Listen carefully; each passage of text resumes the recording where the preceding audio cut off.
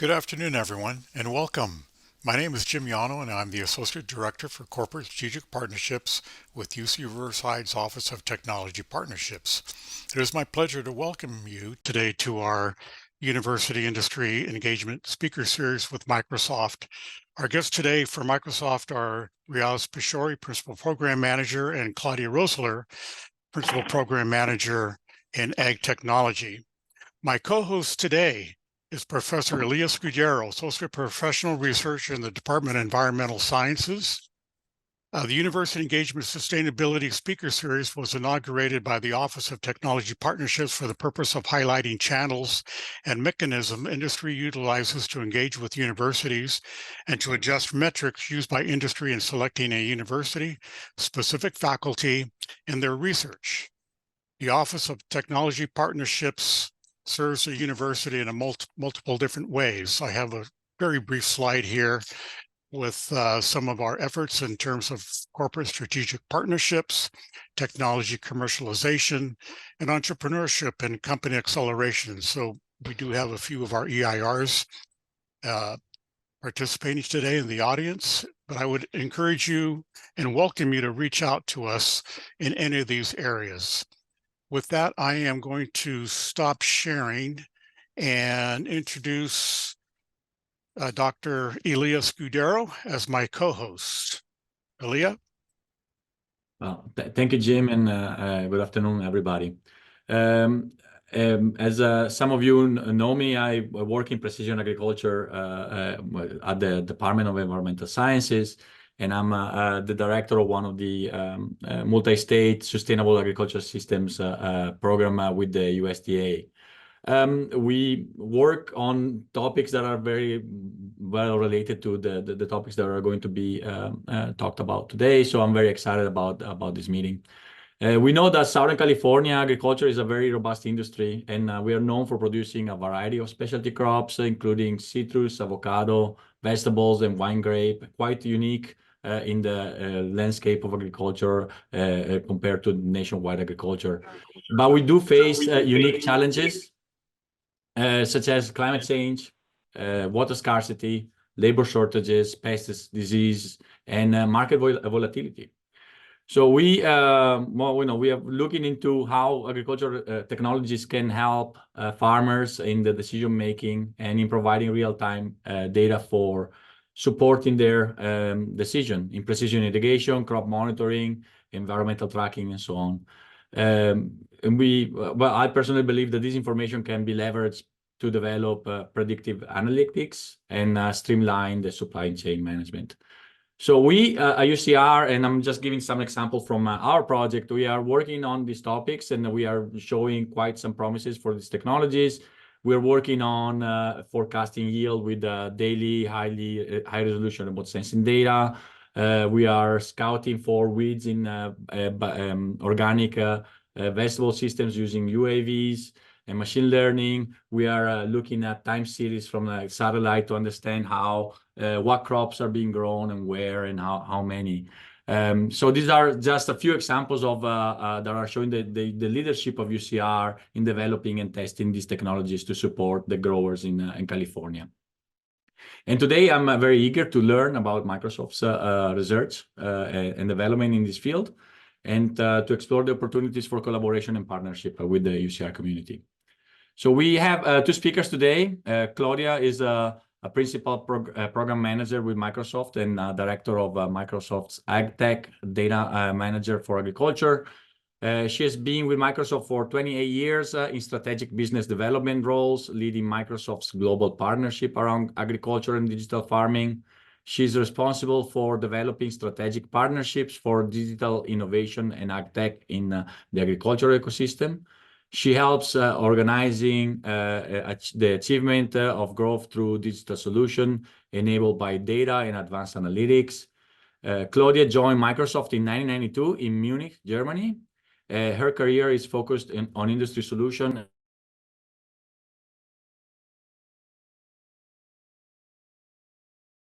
Elia, you got muted. We can't hear you, Elia. Elia? You're muted. Oh, when did I mute myself? Just now? Yeah.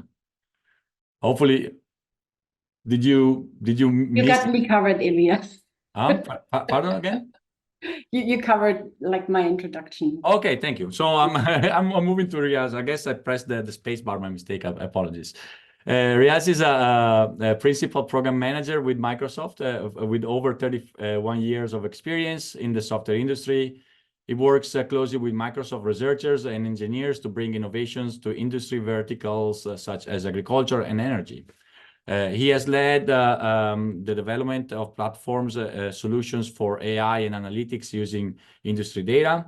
He has a master's degree in electrical and computer engineering with a focus on artificial intelligence from the University of South Carolina and a bachelor's degree in electrical engineering. Please join me in welcoming our two speakers, and I'm looking forward to the presentation. Well, thank you very much, Ilya. It's an honor and it's a pleasure, and I really appreciate you joining us, you inviting us to spend an hour with you and talk about Microsoft's work in agriculture. I appreciate the warm introduction here. I have the honor to kick off the session and hand it then over to Riyaz. And what we wanted to do in the beginning is just set the stage. What is Microsoft doing in the agriculture space? Where did we come from? What are we seeing today? And we actually started our journey in agriculture about 9 years ago in 2015 with a research project was called Microsoft Farm Beats, Project Farm Beats. I'm sure many of you have heard about it. And since then, we've been working and collaborating with organizations in the agriculture industry, the food industry across the world. And what we wanted to share with you, because we've seen this extreme hype around AgTech solutions, many startups coming to the market. I think the current investment in AgTech solutions in 23 was about $21 billion. But we also see what's happening right now in terms of a little bit of a market consolidations, startups trying to reach farmers out there, and sort of this notion of finding new business models. So we really wanted to kick off the session with talking a little bit about what we're seeing in the industry, and then sort of from there go more into the Microsoft research work. So with that, Riyaz, if you would help me going to the first slide. So like I said, there's been a little bit of a consolidation, and many of the early startup AgTech solutions in the market were very focused on single opportunities and single things, focusing on farmers. But what we see coming now is really those 4 key areas that are established in the industry. The number one is, many of you mentioned that, is around precision farming. And this really for us means about enabling farmers making better, more timely, more accurate decisions on farm, more granular decisions on farms. And truly, I think listening to all the introduction, I definitely should have mentioned robotics on there as well, because in the light of labor shortage and less people wanting to work honestly in the industry and aging farmers, this has become an equally important topic here. But what we mean with this first bucket here is really the notion of being able to produce more food for a growing population, using less input, doing it more environmentally friendly in a more challenging time. The other key trend that we're seeing is really in the food industry, with companies that are just really forced to provide transparency in how products are produced, where produce come from, what went into growing food. So being able to report on ESG scorecards, new regulations like you may or may not be familiar with the EUDR coming out in Europe that is focused on being able to document that food is not coming from a deforested farm. So new regulations that are just creating this demand of creating more transparency in where food comes from. The third area is truly, it's a broad term when I say optimize operations, but it really cuts across and starts with simple things like understanding how how much produce is going to be available for the retail markets in the next week. And you would be surprised how incredible manual those demand forecasts are today, and how much this could be improved in order to avoid waste, to optimize transportation and supply chain. And this also incorporates companies just being more concerned about being able to grow food where it's grown today, and that's because of environmental impact. So everything we bucket under this optimized operations, truly shining some light in how this can be done more efficiently and more forward-looking.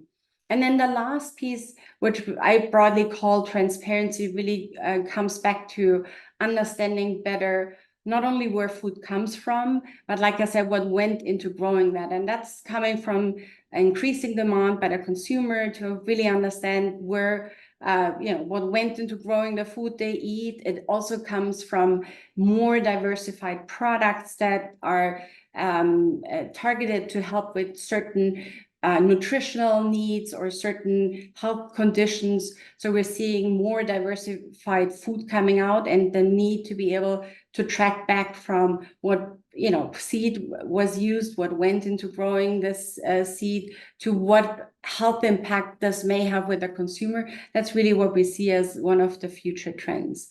So I think it's important for a startup and students that consider becoming entrepreneurs in that industry to truly think about those key areas of interest, because we truly believe that the commercial industry needs to play a role to digitally transform agriculture, and being able to help with the geospatial analytics and things that are needed to help with better decisions on farms.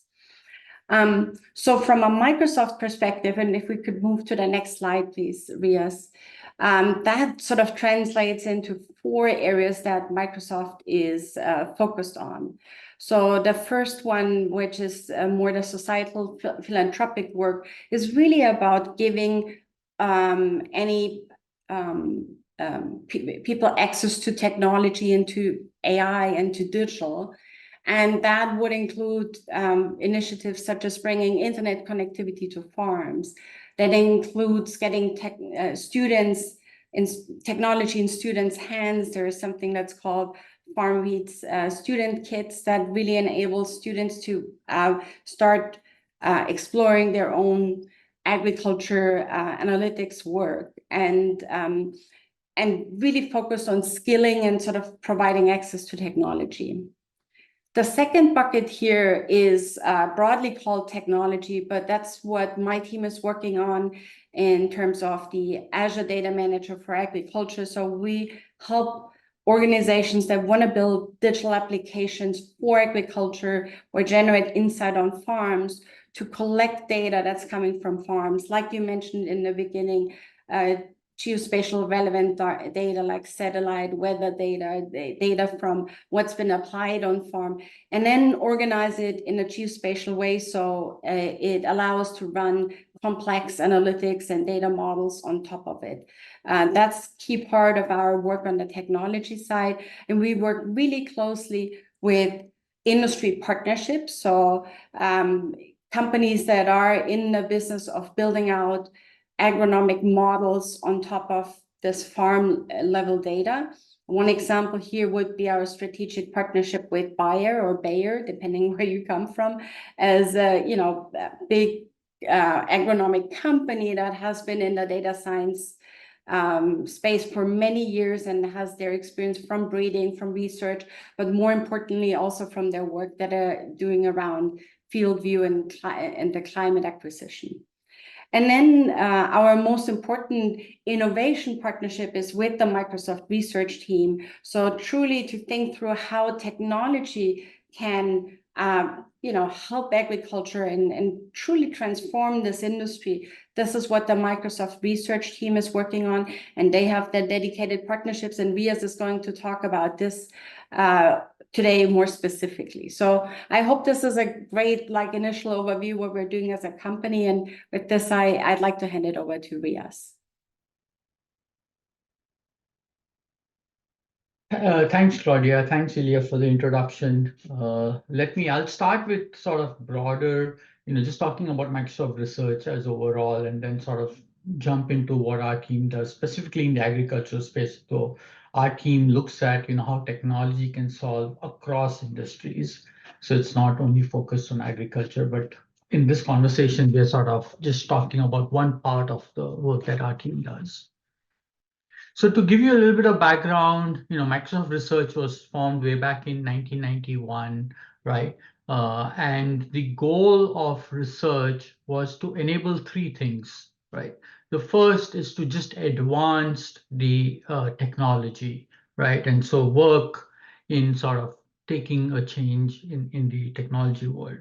Second was how some of that work can be transferred to the to Microsoft products, right? So given again, a lot of that time, it was all about, computer technology, core research. So that's where a lot of that focus sort of went into transitioning. The third is more future looking. It's like, where should, Microsoft look at in 10 years, right? And how could some of the early research can sort of help guide, where Microsoft should take itself and the industry, right? So we have sort of moved from the era where we used to use, research to solve problems in computing to research across sciences and solving for humanity. Uh, Microsoft Research is global lab, right? We have multiple research labs across, US, Europe, Asia, and also some of them are like a vertical focus on health and AI for science. We have experts, researchers, these are like 1,000 different researchers across these labs with, their expertise coming from top university and PhDs focused on various aspects of computer science, right? And you can see from algorithm to core hardware to, other maths and other social science related other areas. Over the years, research has sort of been looking at various different projects. And here are just some examples of it. Claudia mentioned, Farm Beats. That was the project that sort of was started by, Ranveer Chandra, who leads the Research for Industry team way back in 2014, 2015. And some of that early work is what got translated into the product that Claudia and the team is working on, the technology. There's a project Natick is another project, which is, how do you sort of make data centers more efficient. One of the ideas was, can we put the data center under sea? And maybe some of you have heard of that project as well. To give you another idea, there is a project around, looking at MRIs and medical imaging to see if we can use AI and other techniques to identify more precise locations of, disease, or like in this particular case, they were looking at cancer cells, and so that you can then targetedly do precise, medication or on those spots where the disease is there, right? To core research like homomorphic encryption in the security space or quantum computing. So you can sort of see Microsoft Research is broad and looking at a lot of different types of projects, right? And even some of them human impact, like the Project Emma, which was to help Parkinson's disease patients with stabilizing their motory controls.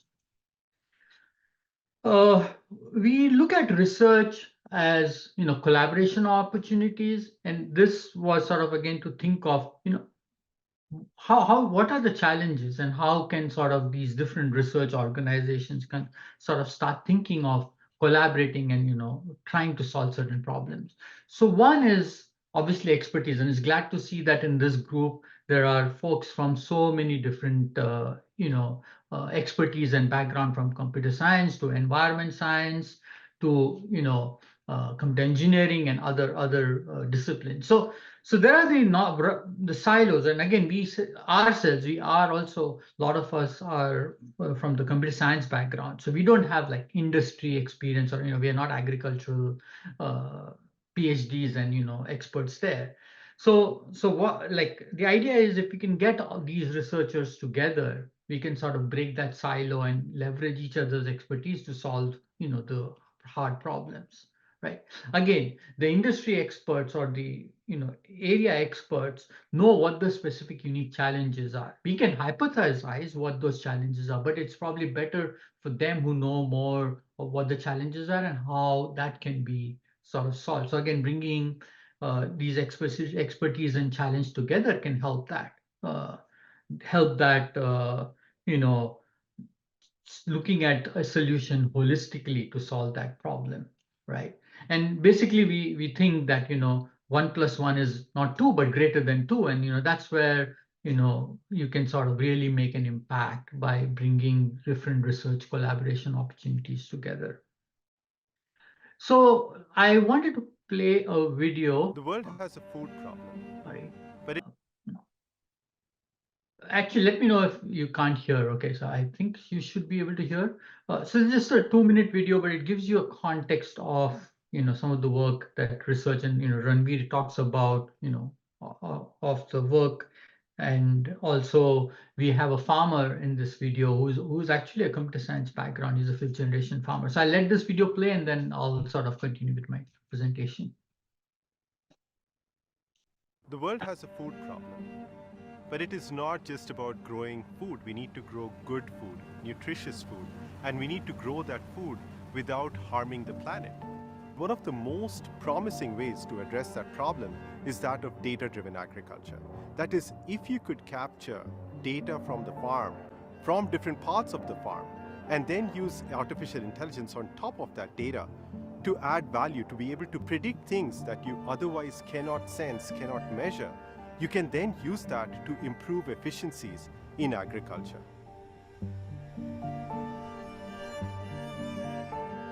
My name's Andrew Nelson. I'm a 5th-generation farmer in Eastern Washington. We farm about 8,000 acres. In order to enable precision agriculture, a farmer needs to know what the farm looks like. Not just what's above the soil, also what's below the soil. One way to create that view is if you can bring data from sensors, if you can bring data from satellite imagery, from drone imagery, using artificial intelligence and computer vision techniques, you can merge all of these different data streams to create views of the farm that you otherwise just couldn't get. With one drone flight, we can generate 15 to 20 gigabytes worth of data. And we're able to see the data that comes back immediately. I'm starting to have self-reinforcing loops. I can take a drone flight, it'll inform my spray decision, which I can then see results from my weather station in the field. And I can manage my field in a much more granular approach. I'm going from managing things field by field to managing it acre by acre, or even in smaller increments. The supply chain industry and the wind and solar energy producers would love to know, what the solar predictions or the wind predictions would be, where some of the microclimate predictions could sort of help them solve that problem. These are all fundamental computer science challenges where we as computer scientists need to work together with the other scientists in the space. So technology can help with climate adaptation. And technology can also help with agriculture becoming a solution to this problem. We are confident using some of the technologies that we are building that we will be able to overcome this challenge. So hopefully that gave a good perspective of how we think of this space and how we sort of want to partner and see how other folks can sort of build solutions. So Claudia mentioned about the product team and the product piece that they're working on, which is Azure Data Manager for Agriculture. And that's sort of the one part of the problem, is trying to break the silos and getting all the different data sets together for a particular location so that you could then do insights and build AI solutions on top of it to solve a particular problem, right? So that's, and the way we as Microsoft look at it is saying, we are, technology company, we look at partners to build solutions on top of it, right? Who have the expertise to even know of the challenges and problems. So as research, we continue to sort of look at, okay, once the data is together, what are the challenges and how do we sort of tackle those, right? Ranveer did talk about a little bit about, if you want to create such a rich heat map, right? One way you could do it is you could put a lot of sensors on this farm, collect that sensor information, and then sort of overlay with some satellite imagery to create a heat map like this, right? But that is sort of has challenges. First of all, the sensors are too expensive, right? And also they could come in the middle of farming operations as well. So how do you create such a rich heat map, right? One way to do it is taking satellite imagery, taking some of the sensor information, using machine learning, create such rich heat map. So that's one way to solve the problem. But as we started looking at this space, we realized that actually, in general, geospatial insights are hard. And the reason they are hard is because of the different types of data streams that is sort of trying to get, right? If you look at satellite imagery, its spatial coverage resolution is very different from weather, which is also, very different, or sensors, which is very different. So, like, just to talk about temporal resolution, you may get a satellite image every day or every few weeks, where, depending on which part of the world you are from the same satellite. Weather, maybe you can get a weather from a weather station around you, which covers a large region every 15 minutes, right? Or sensors may give you information every 15 seconds, right? So it's like all different resolutions, and how do you sort of take these different data sets together and use it? So what happens is, in general, folks who are doing this work, they are building these custom processing pipelines where they're ingesting all these complicated data, labeling their own data sets, and then trying to use that data to either get some insights or build, training models on top of that.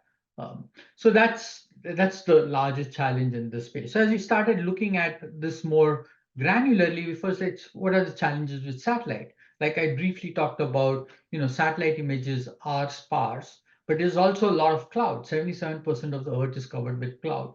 So what you see here on the left-hand side is a European Space Agency Sentinel-2 imagery, where you got an image someday you don't get an image, and someday there is cloudy image. So how can we create a daily cloud-free image? So this is where we, as Microsoft Research, one of the projects we did as Project Space High, we took, the couple of different satellite imagery. One is Sentinel-1, which is a radar-based that can penetrate to the cloud. The other is multispectral imagery, which is Sentinel-2. Using those two along with AI, sort of creating that view, which you see on the right, of a daily cloud-free image, right?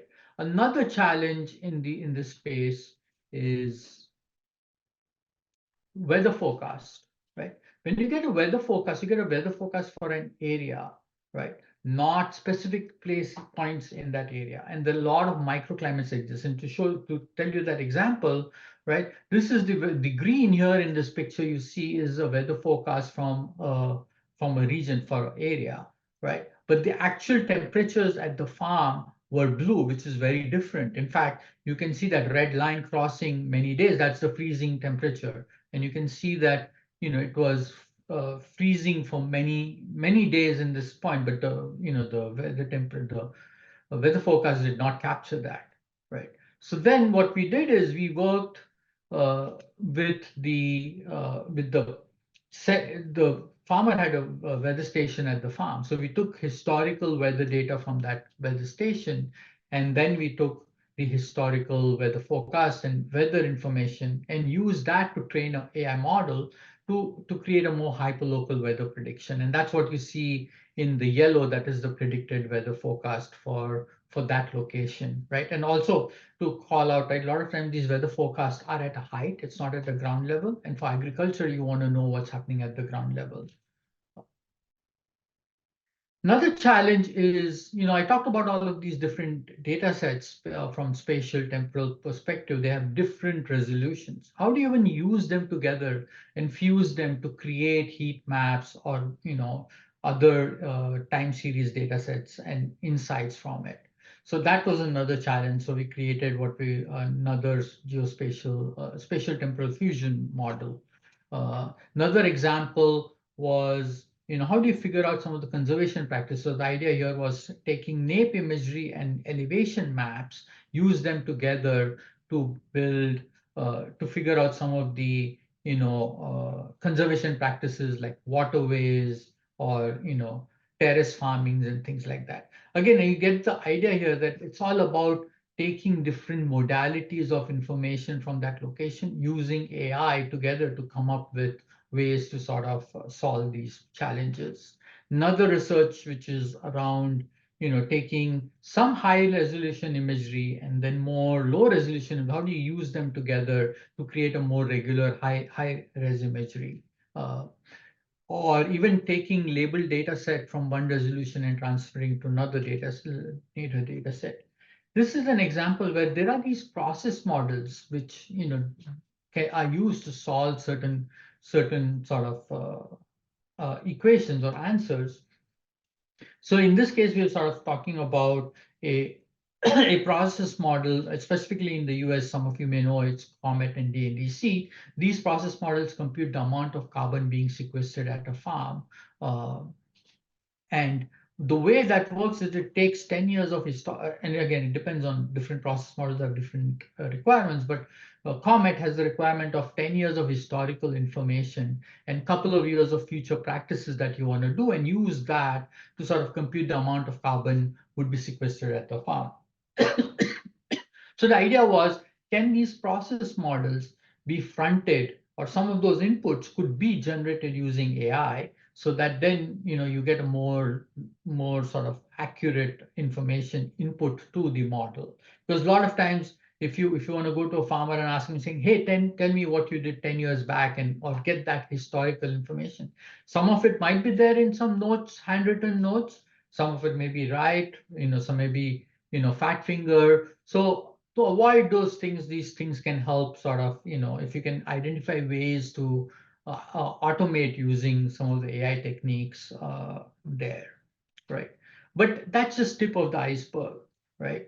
There are a lot of, and again, the experts would probably have more ideas of saying, how can I use and solve some of these problems using these different geospatial data sets and get specific solutions. Again, even in the agriculture space, that's another interesting challenge is, it is not only crop specific, it's also location. So it is crop plus location have their own unique ways of sort of probably tackling the particular problem or solution. So it has to sort of, even one has to think of that, right? But as you think of all of these geospatial, data sets, as a data scientist, like I initially said, the challenge is they're building custom pipelines to pull all of these different data sets together, and then normalizing the data because they're all in different unique formats, and then using that to tune a model or get some insight. And once you have trained a model, then you would deploy that model in an actual solution scenario. This is where some of the Microsoft research work that I talked about, a lot of the research is sort of put in what we call FarmVibes.ai. FarmVibes AI is enables researchers and data scientists to build multimodal geospatial machine learning model. This is open source in GitHub. We think of these as helper workflows. They are like 60 plus workflows that are there. Some of them are data connectors to get different data sources together. Some of them are processing and some high-level workflows. So just to give you an example, and sort of show you some demo.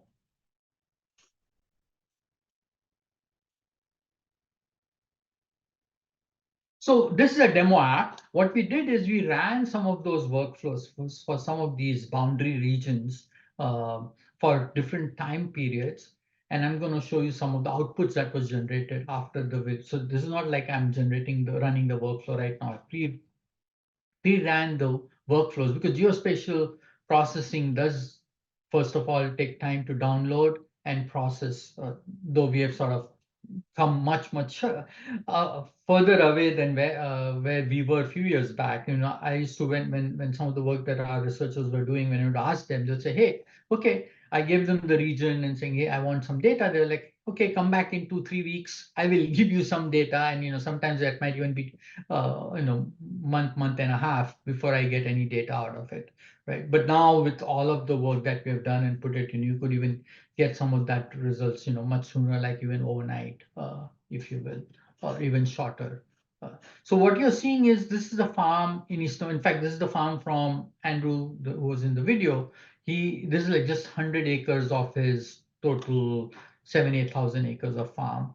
This is Tuskegee University has a small organic farm, so like 5 acres there. This is a region in India which has got a bunch of farms. It's around 260 acres. And then there is this forest region in California, which is around 172,000 acres. So you can see these boundaries are of different sizes, right? And so we ran these workflows for this region, and I'm going to start showing you some of that output. So here you can see, we have sort of generated the, for this is the project Speyside, the daily cloud tree image for this region.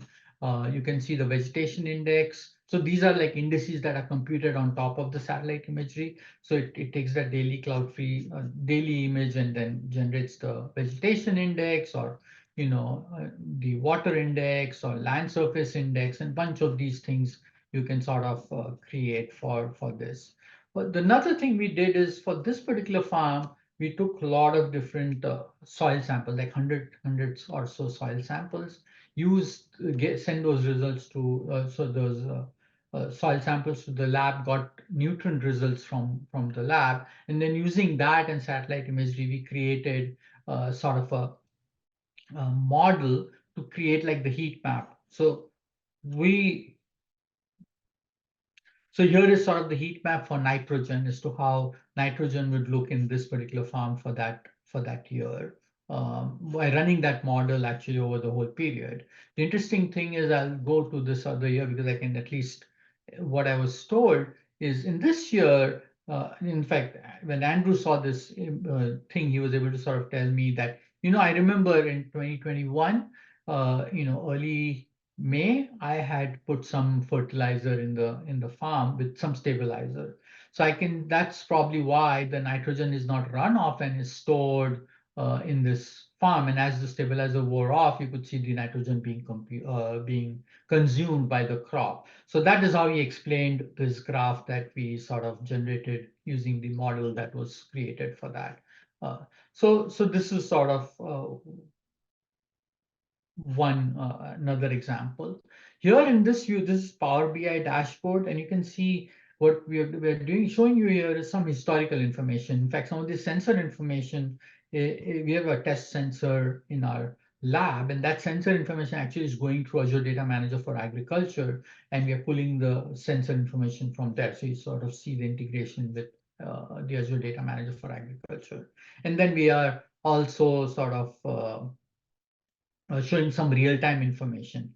This is an example where computing the germination and harvest period. So looking at NDVI, trying to figure out based on that, saying, hey, it looks like the vegetation index changed suddenly, and this probably is the region where time frame when there was germination at the place. And similarly, the vegetation index dropped, and that could probably explain the reason for harvesting in that time frame. So you could use that as a way to come up with when the, say, potential harvest happened, or the planting period and things like that. This is an example of showing weather forecast for the region. So it's showing, sorry, not microclimate. So this is the weather forecast for the farm for the next day. You're seeing the temperature and wind speed for that place. Here is another example. So I talked about the process model that takes in, the historical information. So what we did is we took the historical information and we simulated a bunch of different farming practices different crops and farming practices and use that as a way to generate data, what would be the different carbon sequestration for that farm. So now this allows you to sort of even look at this data and say, what if I planted winter wheat? What if I did ridge tillage? How does that impact the amount of carbon being sequestered, or even, the cover crop or no cover crop and things like that. So this sort of gives you a way to, look at data and different aspects and do sort of what if analysis. Here is another demo. This is a farm in Indonesia. It's a pineapple farm, and you can see that for this location, for that whole year, we got roughly 73 satellite imagery. Only 9 were cloud free, and we took one of those cloud free images, ran another segmentation model to create a field boundary, and then using that field boundary, we ran other workflows. So you can see here a daily cloud free image using project space height, the vegetation index, and land surface index, and then sort of plotting that over time. This is another example of the same thing, but here we're sort of trying to figure out, how does the heat map of the farm looks like, so that we could sort of say, if we were to collect soil samples, what would be the optimal locations, or if we were to deploy some sensors, what will be the locations we could put these sensors, or the soil samples, so we can get the rich view of what's happening with the farm. Typically, people would do grid sampling, which is every n 100 meters or something, take soil samples and send it to the lab and get that information. So this sort of a way even could even look at how to optimize.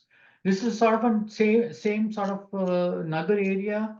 And the interesting thing here about this thing is, when I saw this is for last year. So when I saw this graph, it piqued my interest as to why there was such a huge jump in the land surface water index in this time period. So I just went and looked at the weather for that area, and it turns out that that was a period where there were like almost daily thunderstorms and rain, and that could explain, the field being over flooded with water, and then the land surface sort of gets you that insight, right? So this is just some examples of how one could use all of these different modalities of data sets to get some insights from the farm. But obviously, we are not agriculture expert. Our intent is to sort of enable others to build, this their own insights and models and solutions on top of it. So this is one part of the thing. The other research, I'll skip through this. This is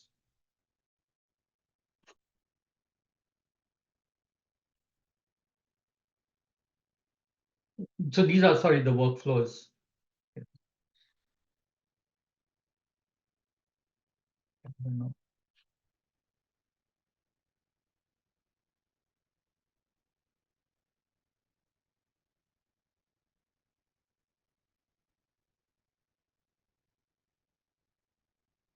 Okay, and there are a bunch of notebooks as well. So for researchers, this is a good starting point. I sort of think of these as various sample notebooks, that Jupyter notebooks that someone can sort of start using to get their thinking started, and then obviously evolve and build their own notebooks and insights on top of that.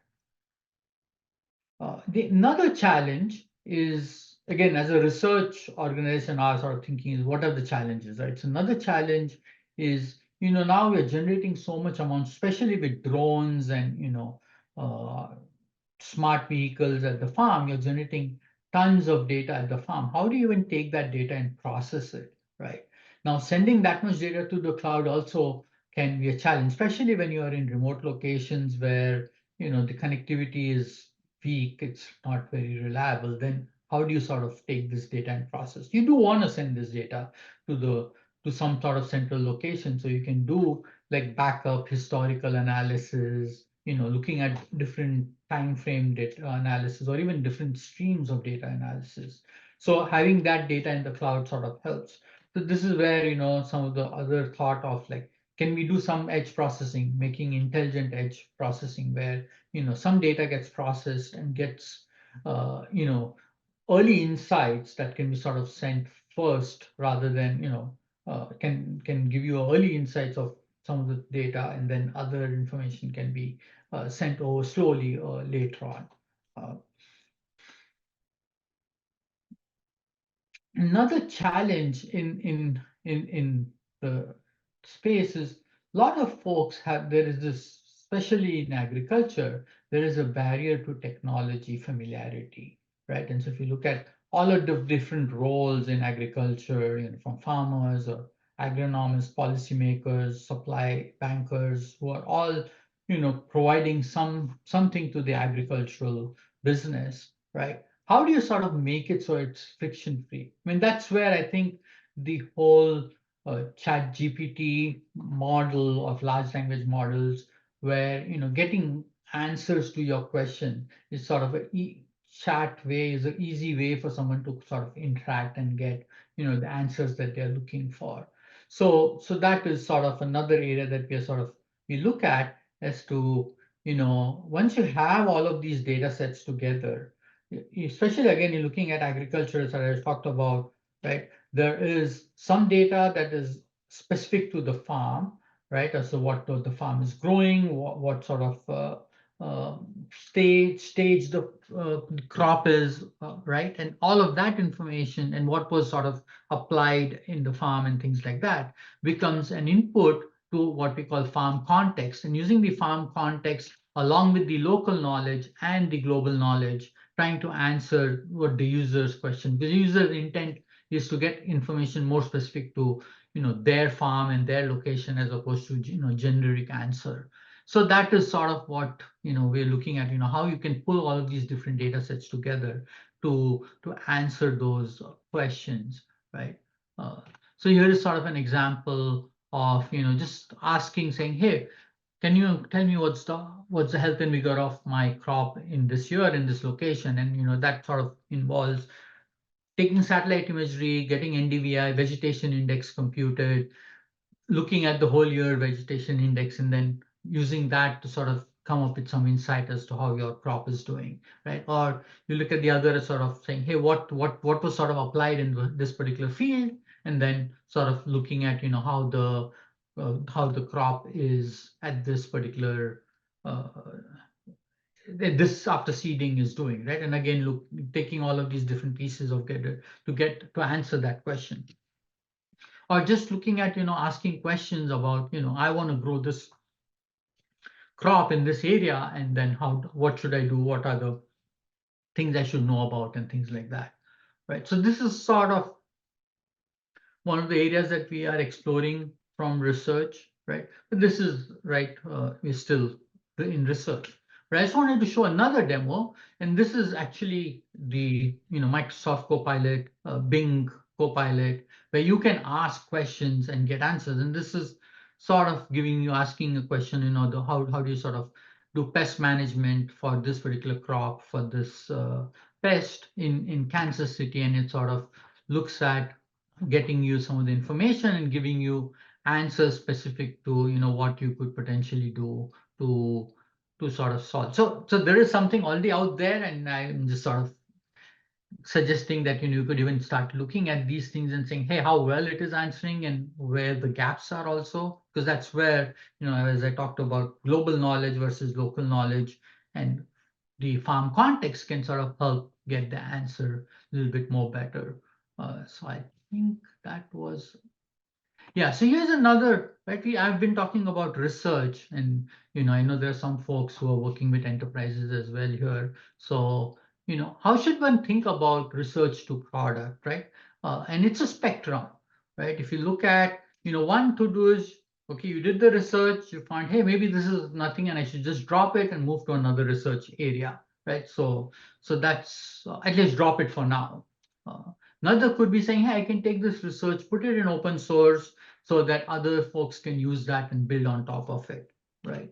Another could be I can take that research, sell it to some company with a license IP, and then they can sort of potentially build. So I do get some sort of, or I build a product and sell it as a product, in their flavors of product. Could be box product, or a managed service where other folks can sort of use this service as an API or whatever. or as a full-fledged SaaS solution where you just sort of exposing all of the work as a solution total to whoever the audience is, right? There's obviously pros and cons to it. As you go from left to right, the engineering cost increases, and so is the ROI for that can increase as well. So I just wanted to put that out, given I think that the audience, this might be something to folks to think about, how one can think of across the spectrum. I think that was it. Thanks. And any questions? I know we only have 5 minutes, but we can hopefully answer questions. Well, thank you very much. Excellent presentation, a lot of content. And there are some questions. Aaliyah, you may want to kick it off. We do have one from Steve Sharp. Steve, would you like to state your question? I don't think that Steve has, oh no, Steve is, yeah, maybe. Yeah, go ahead. Sure. Yeah, thank you. I had myself muted. I'm just wondering about how this, I'm sure AI is used as such, but if you could characterize a little bit how it's used maybe in things like crop rotation or optimizing the certain types of crops for a particular microclimate or location. Can you talk about some of the examples of where AI has been used as such and where Microsoft has played a role?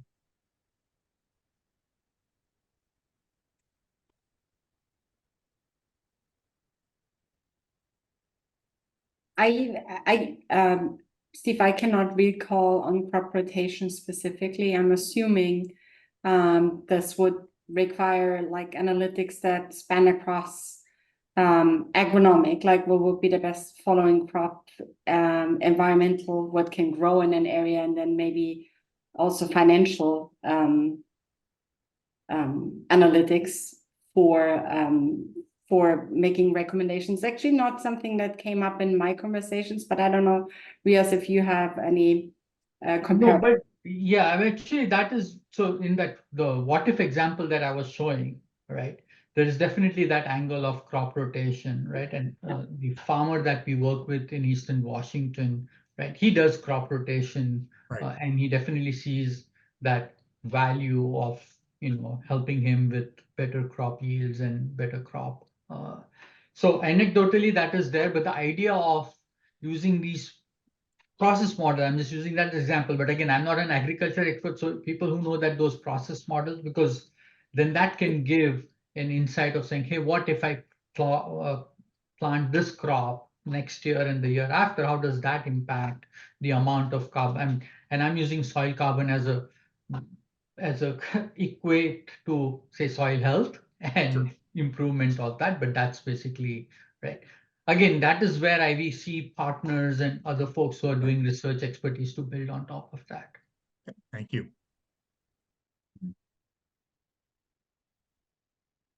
I can ask a question if there's still time. Sure.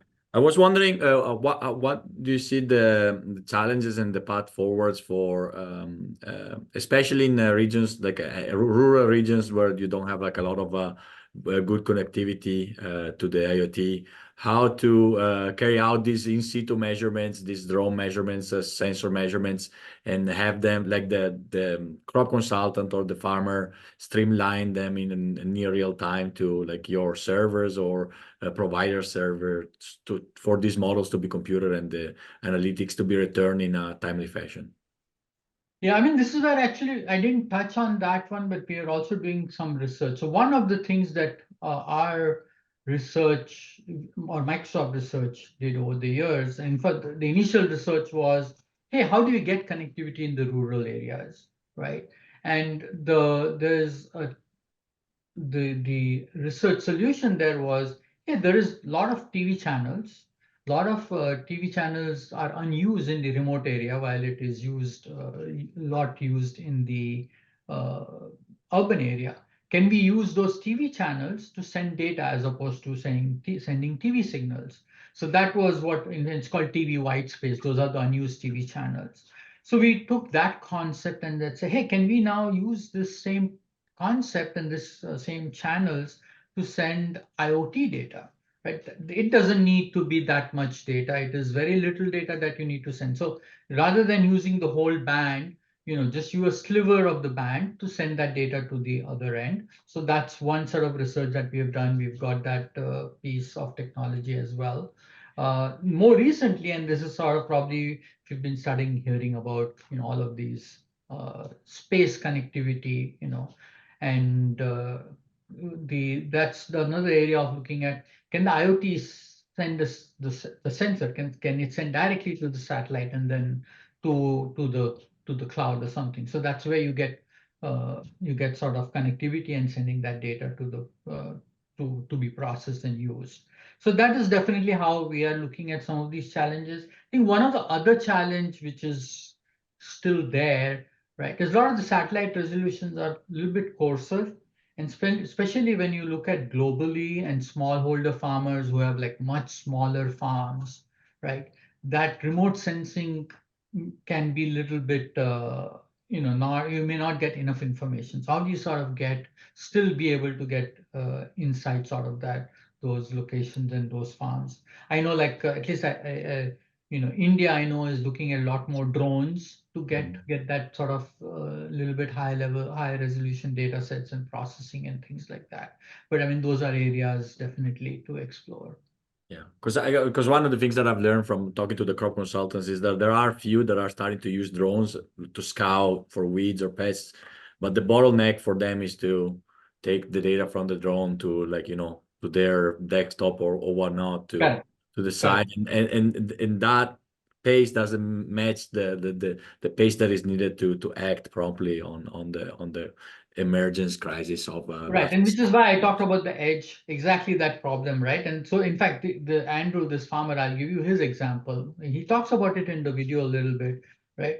Where he flies the drone, he takes that drone data, generated data, and processes it on his home machine using some of our work. And using that, we sort of create a panoramic view of that farm, and then run AI and machine learning on top of that to find out where the weeds are on his farm. Then use those shape files of those where the weeds are, and he takes that and he puts it on a sprayer drone, and then that sprayer drone goes and sprays herbicides in those locations, right? And he sort of uses that, and anecdotally he says he saves a lot of input cost, because now he's putting less fertilizer, less herbicide, pesticides there, and which also contrary, it also helps with sort of having less of the, I mean, more sustainable practice, I would say, right, and less chemicals going into the farm. So that's sort of a use case that we have seen he using it effectively right now.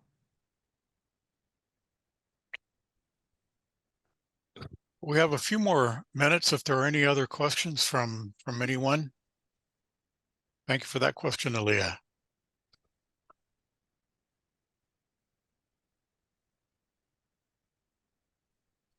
No?